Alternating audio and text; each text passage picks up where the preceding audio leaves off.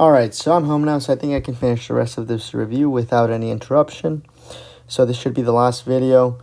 So we're going to start off at number 15 where we left off.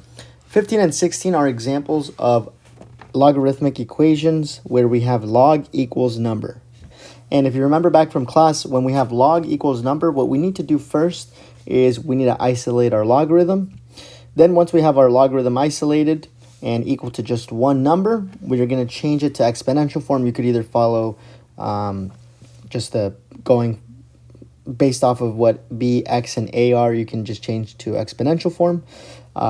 Or if you remember the base it, which is a really good shortcut, if you can work with that really well, that'll save you some time, and you could just base it and then solve for your variable from there. So we're going to start with number 15.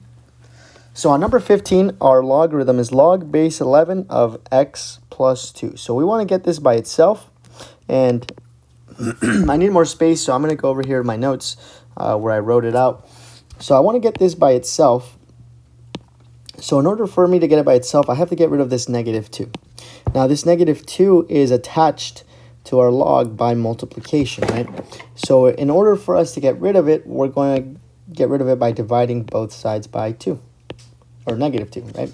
So when we would divide both sides by negative 2, this turns into 1, right? Because negative 2 divided by negative 2 is just 1, and we don't see 1, so we don't have to write it out, so they just cancel each other out. So then we're left with log base 11 of x plus 2 is equal to 0. 0 divided by negative 2 is still 0. So now our logarithm is isolated, and we only have one number on the right side of the equation. So this is where we are going to change to exponential form. So currently we're in logarithm form, so we have log base b of a is equal to x. Exponential form is going to be b raised to the power x is equal to a. So you could do this by labeling things, right? So this is b, so I'm going to label that b. This is x, so I'm going to label that, or sorry, that's a. I'm going to label that a. And this is x, so I'm going to label this x. The 0 is x, right? So now b raised to the power x is equal to a. So since I know that b is 11, I'm going to replace this b with 11. I know that x is 0, so I'm going to replace this x with 0. And I know that a is x plus 2, so I'm going to erase this and write in x plus 2. So now we have exponential form. 11 raised to the power 0 is equal to x plus 2, right? So if you have a hard time with logarithms and converting between log form and exponential form, you can follow that. You can just follow those steps. However, there is a quicker way where you don't really have to think about anything. For some of you guys, I know it may be a little confusing, so if it's too confusing and you don't want to do this, don't do this. But for those of you that can get this, it'll save you a little bit of time. So we're going to do what's called basing it. So these, I'm going to make them exponents. So I'm going to take my base and I'm going to write it so that it's the base, and these are now exponents. So they're exponents of 11. So what's going to happen on the left side, we have 11 raised to the power log of 11. Well, if you remember, exponential expressions are the inverse of logarithms. So if you have a base and log in the exponent, those just cancel each other out. So these end up canceling each other out, and we're left with just x plus 2 on the left side. So we have x plus 2, and on the other side we have 11 raised to the power 0, which is the same thing that we got when we labeled everything, going from logarithm form to exponential form. So this is just a nice little shortcut that helps you get to your exponential form quickly. You don't have to really move anything around. You kind of just get your exponential form, right? And we get the exact same thing. The only thing is that this time they're like switch sides, but it's still the same equation, so we're okay, right? And from here we just solve for x. So we're gonna do we're going to figure out what 11 raised to the power 0 is. Well, anything raised to the power 0 is just 1. So we end up with x plus 2 is equal to 1. Now we're going to subtract 2 from both sides so that we can get x by itself. And I get x is equal to 1 minus negative 2, or 1 minus 2 is going to be negative 1. So my answer is x equals 1. So I'm going to go back to my worksheet. Number 15, D is our answer. So now for number 16, we're going to do the same steps. So we're going to follow the same steps. I'm going to go back to my notes right here. I have it written out here, number 16. So I have negative 4 times log base 12 of negative 10x is equal to 4. So first thing I want to do, I want to isolate my logarithm. So I'm going to do that by getting rid of this negative 4, and I'm going to do that by dividing both sides by negative 4. All right.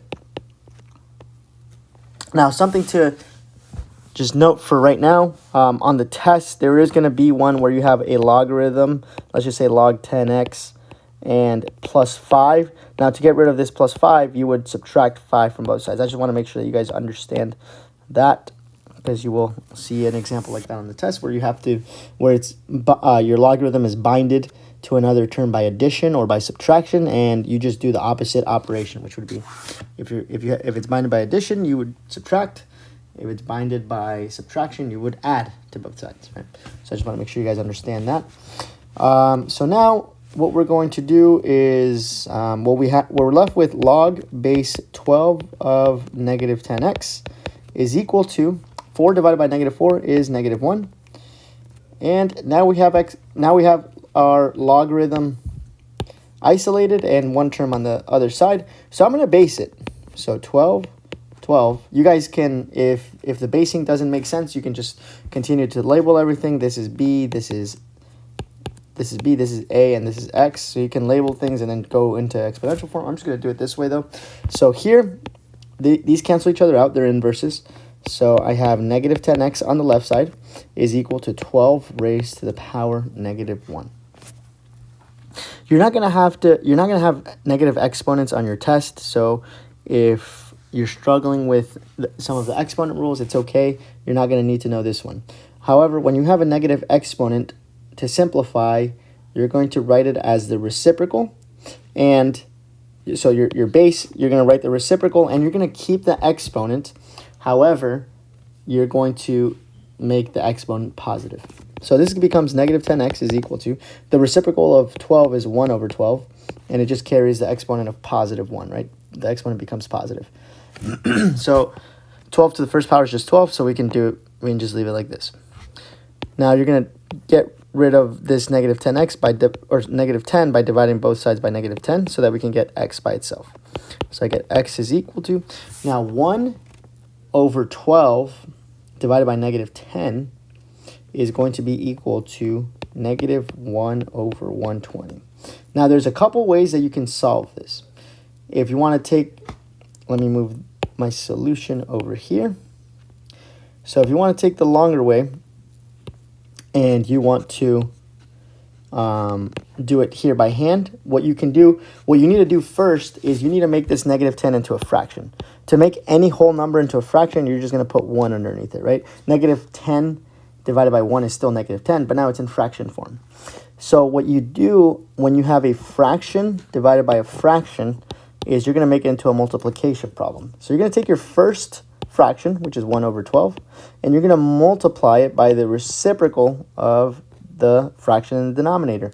The reciprocal of negative 10 over 1 is just 1 over negative 10. Reciprocals, you just flip or you just switch the numerator and the denominator, right? So this would be 1 over negative 10. And now you have a multiplication problem, which is a lot easier than a division problem when it involves fractions. And when you're multiplying fractions, it's numerator times numerator, denominator times denominator. So 1 times 1 is 1, and 12 times negative 10 is negative 120. Now, if you didn't want to do all that math, what you could do is you can go to your graphing calculator. Make sure it's a graphing calculator that you're doing this on. And you're going to go into the blank screen. So first you're going to do 1 divided by 12, because that's the same as 1 over 12, right? So you're going to do 1 divided by 12 on your calculator. So this is the value for 1/12. And you divided negative 10, right? Let me actually erase some of this stuff so you guys can see where we were at. So this is where we were at. And then we divided both sides by negative 10, right? So we already have on our calculator queued up the value for 1 over 12. And we're going to divide it by negative 10, right? So you're just going to do divided by negative 10. And this is the value for 1 over 12 divided by negative 10. So the way to make it a fraction, if you go to the math button, which is one button directly below the green alpha button, click math, that first option, it has an arrow or a triangle, and then it says fraction. When you do that, it's going to turn your number into a fraction, and you get negative 1 over 120, which is our answer, right? So we're going to go back to number 16. Our answer is B. All right, so now we're going to go to graphing. So this tells us to identify the domain and range of each, and then to sketch the graph. On your test, this is going to be all multiple choice. So what you just need to make sure you understand how to graph these functions. So let's get started with number 17. So number 17, we have y equals log base 1/4 of x minus 1 minus 4. So we can identify the domain and the range right away. So the domain is always going to be x is greater than, and the number that you write in right here is going to be this number, but with the opposite sign. So we have negative 1, so that means that it's going to be positive 1. So x is greater than 1. And here's why. So when you have, so think back to the parent function, right? So these two are transformations. So just think back to the parent function where it's just x. There is, if you guys remember from class, there is an asymptote at x equals 0. The reason that there's an asymptote is because you can't have the log of a number 0, right? Because that would be saying like, what power do I need to raise 1/4 to get 0? Can't do that. So that would be undefined. So this is where we have an asymptote, right? In the parent function. Now throw in these transformations. So this transformation right here represents a shift right by 1 unit, right? So everything including the asymptote shifts right by 1 unit. So now it's 1, right? So now we're at 1. So that means that if you plugged in 1 right here, 1 minus 1 is 0.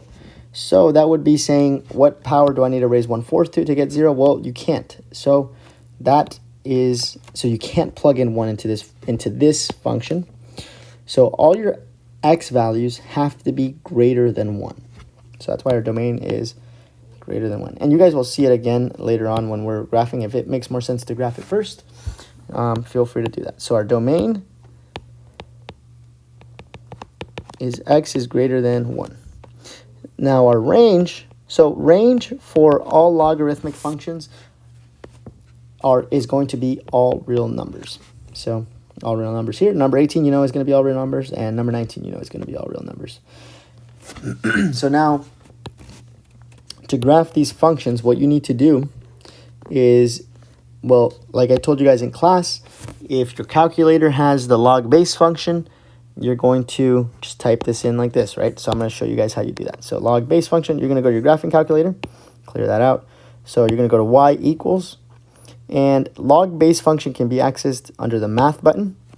If you scroll down to letter A, now you're on the log base function, right? So we have log base 1/4. So in the base part, I'm going to put 1 divided by 4 because that's the same thing as 1/4 of x minus 1. So in the parentheses, I'm going to write in x minus 1. I'm just going to write it exactly how it's written over here. And so x minus 1 minus 4 on the outside of the parentheses. And that's all you have to do. You just click graph. That's what the graph should look like, so you should match it up. And something to note, here on the left bound of this graph, so where I just moved the circle, it continues to go up. It continues to go up, so there should be a line going up, right?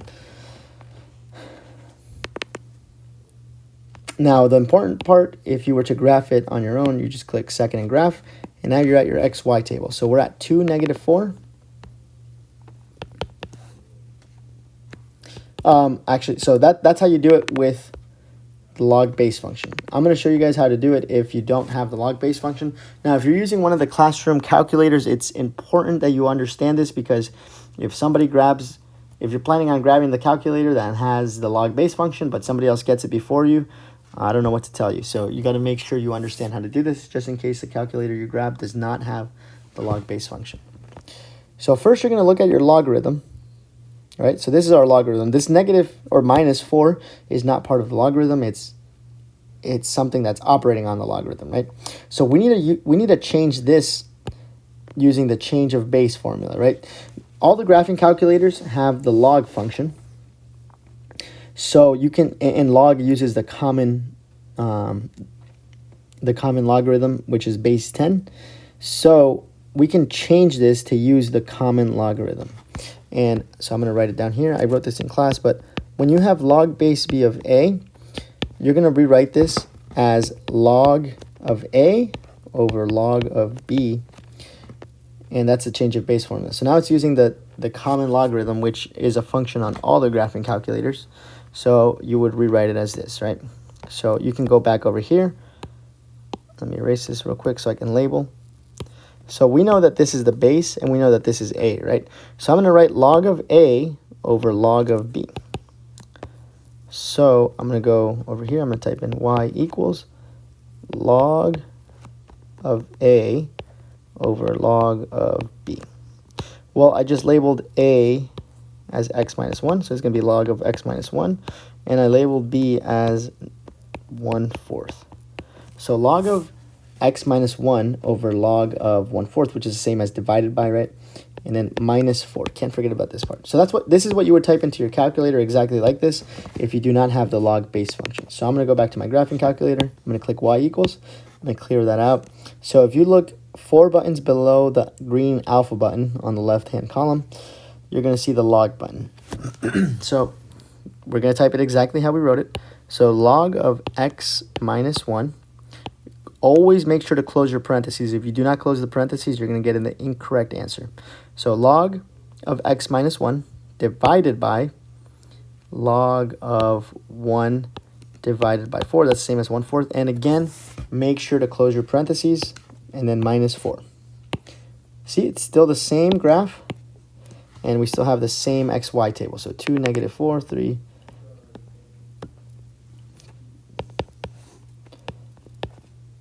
2, -4, 3, -4.5, 5, -5, I believe. Yep, 5, -5, and then 9, -5.5.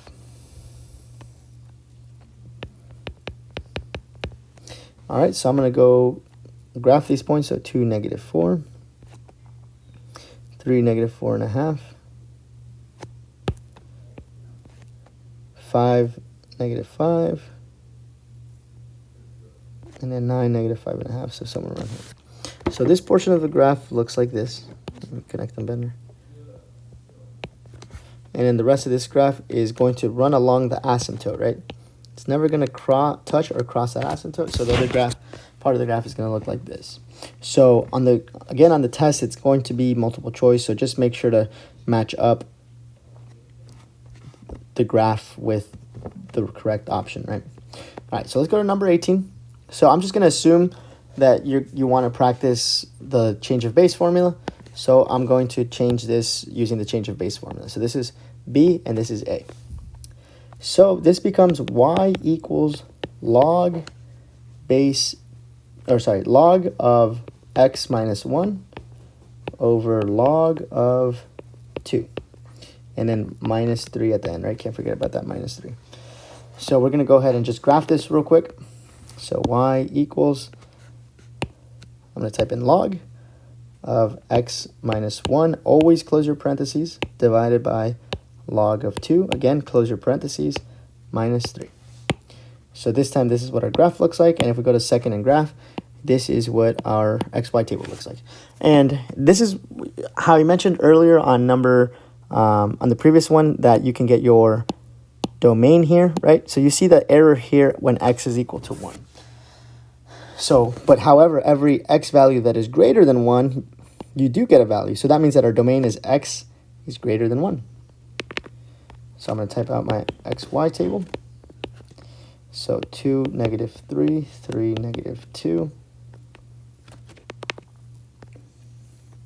5, -1, and 9, 0.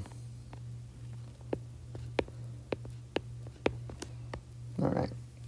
So 2, -3, 3, -2, 5, -1, then 9, 0 somewhere around here. So this is what this segment of the graph looks like. and this looks like this, right? And then so our domain is x is greater than 1, right? Opposite of this sign. That number with opposite sign. And then our range is going to be all real numbers. So again, you'll just have, the main important part here is to understand how to use the change of base formula, so you can type it in if you don't have that log base function, so that you can at least match up the graph of your function. All right, so last one, number 19. We have y equals log base 6 of x plus 3 minus 4. I know that my domain is going to be x is greater than, and then I'm going to take this number but with the opposite sign. So it's positive here, so that means that x is greater than negative 3. So that's my domain. My range, all real numbers. And you guys are going to see this domain when we graph this and look at our xy table. So y equals, change of base is log of a over log of b. This is a, right? So I'm going to erase that, and I'm going to type in x plus 3. b is 6, so I'm going to erase that and write in 6. And it has parentheses around it, and then minus 4. So we're going to go to our graphing calculator. Y equals log of x plus 3. Close the parentheses, divided by log of 6. Close your parentheses, and minus 4. All right, so click graph. This is what your graph is going to look like this time.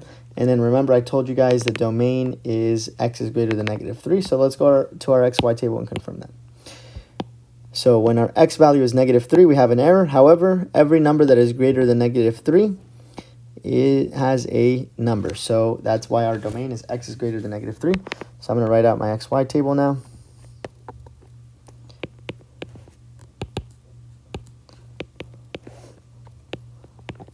So I had negative 2. I think it was negative 2, negative 4. Yep, negative 2, negative 4. 3, negative 3. Those are the only points that I can really graph. 3, negative 3. So negative 2, negative 4 right here. And 3, negative 3 right here. So this segment of the graph is going to look something like this. And this segment of the graph is going to look like this. All right, I hope this helped. Please send me a message on Canvas if you are still having any trouble with something, and I'll try to look at my messages tonight.